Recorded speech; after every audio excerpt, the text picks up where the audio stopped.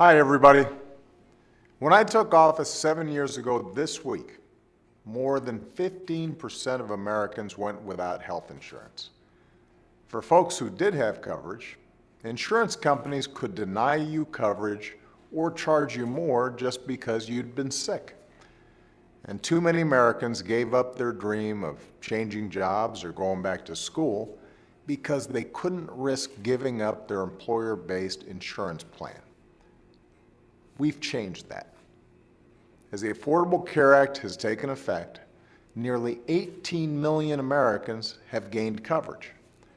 In fact, for the first time ever, more than 90% of Americans are covered. Up to 129 million Americans with pre-existing conditions no longer face the risk of being denied coverage or being charged more just because they've been sick. 137 million Americans with private insurance are now guaranteed preventive care coverage. We've done all this while cutting our deficits and keeping healthcare inflation to its lowest levels in 50 years.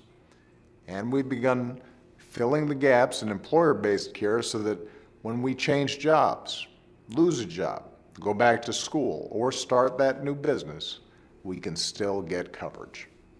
If you want to know how important that is, just ask an American like Heather Bragg. Heather is a small business owner in Bluffton, South Carolina. Last year, she wrote me a letter and told me how, for years, her family had depended on her husband's job for their insurance. But thanks to the Affordable Care Act, her husband, Mike, had the freedom to switch jobs and join Heather at the small business she'd launched a few years ago. Through the health insurance marketplace, they found better coverage that actually saved them hundreds of dollars a month. Today, Heather only pays about $10 for the asthma inhaler she needs. For the first time, Heather wrote, we're not living paycheck to paycheck. We're able to pay our bills and put some money back into savings. And because Mike doesn't have to work nights or weekends anymore, he can coach their son's soccer team and tuck the kids in at night.